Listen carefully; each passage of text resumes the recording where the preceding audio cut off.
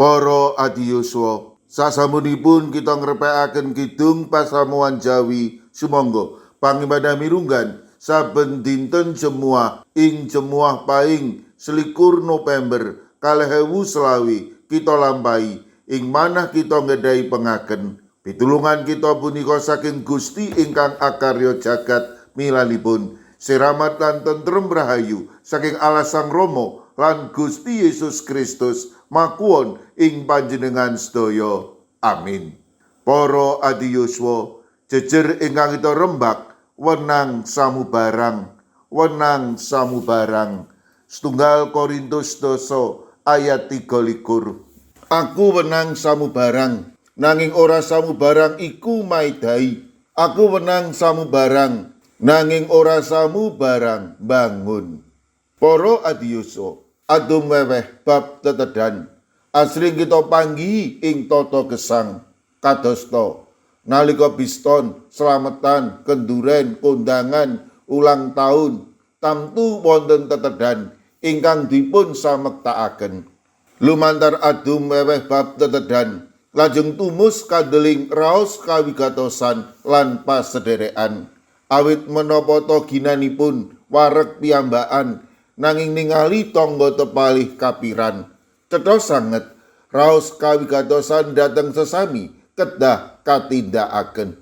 Paulus ugi ngemutaken bab punika dhateng pasamuan Korintus. Wenang samubarang kanggenipun Rasul Paulus mboten namung ngemut teges sak senengipun piyambak mboten mailu dhateng sesami namung nuruti pikajengipun piyambak.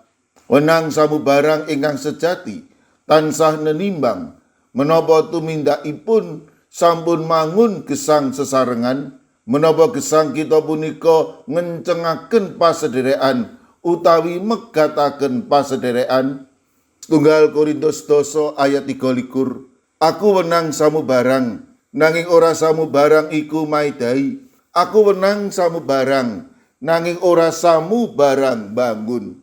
Minangka tiyang pitados kita kaemutaken boten nengenaken pikajengipun piyambak ingkang risak sesambetan kalian liyan. Wenang samubarang ingkang sejati punika kedah maidai lan bangun gesang. Menawi punika kelampahan, wenang samubarang dados talanging berkah awit kita purun nampeni kawontenanipun liyan lan ngajeni sesami. Boten buru pikajengipun piyambak. Para adiyuswa, pitakenan kita sak mangke menapa kita tasih maringi papan kangge liyan, maringi tetedan kangge sesami tanpa kasuwun nanging peparing ingkang tumus saking manah wenang samubarang ingkang kita gadahi tantunipun kedah saged mbangun sesambetan gesang sesarengan kanthi ajen ing ajenan lan maidahi kangge gesang sesarengan. Imut kita mboten gesang piyambakan nanging gesang manungsa punika mbetahaken pitulungan liyan. Monggo kita wenang samubarang ingkang kita gadahi dadosa talanging berkah kangge sesami, sae kangge anak putu, sae kangge para adiyuswa lan ugi kangge sinten kemawon ingkang kita panggihi ing jagat punika. Amin.